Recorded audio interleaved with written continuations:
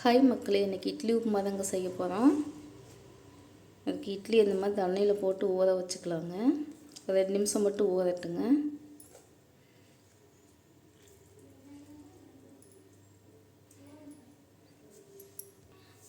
ரெண்டு நிமிஷம் ஊறிடுச்சுங்க. தண்ணியை நல்லா அப்படி புழிஞ்சு விட்டு உதுத்துக்கலாங்க. உதுத்து விட்டு பார்க்கலாங்க. பாருங்கள், எல்லா இட்லி இப்படி உதுத்து விட்டாச்சுங்க.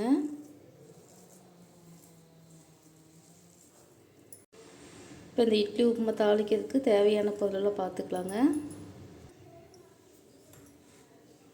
வெங்காயம், கடுகு உளுந்த பருப்பு, கறிவேப்பிலை,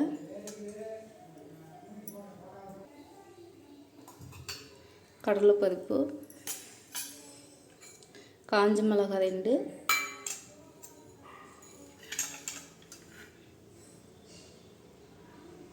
உப்பு தேவையான அளவு,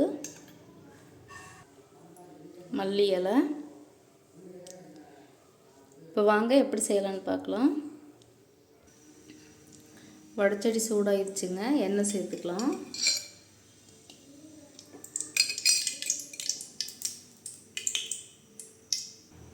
கடுகு சேர்த்துக்கலாங்க.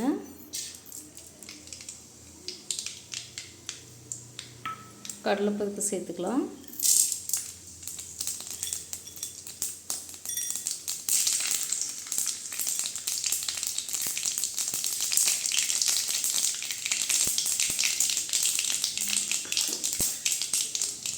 கடுகு நல்லா வெடிச்சிருச்சுங்க. காஞ்ச மிளகாய் சேர்த்துக்கலாம்.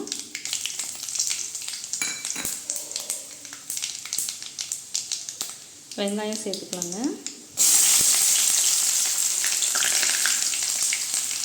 கருவேப்பிலை சேர்த்துக்கலாம்.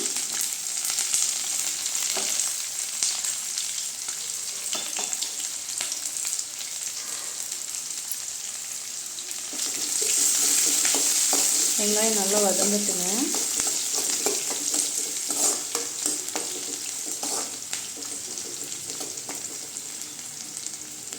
இந்த உப்புமாவுக்கு வெங்காயம் நிறைய சேர்த்தா நல்லாயிருக்கும் இந்த டேஸ்ட்டு.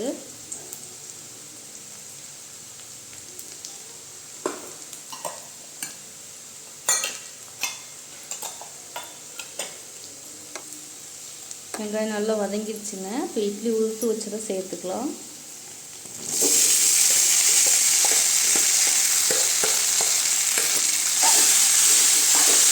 நல்லா கலரி விட்டுக்கலாங்க.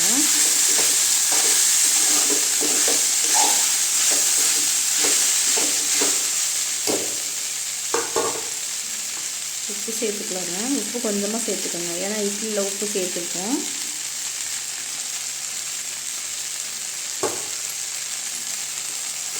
நல்லா கலரி விட்டுக்கலாங்க.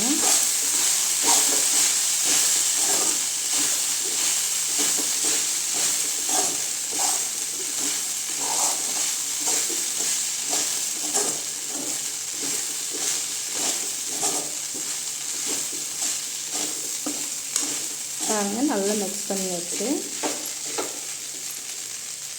இப்போ மல்லி இலை சேர்த்துக்கலாங்க.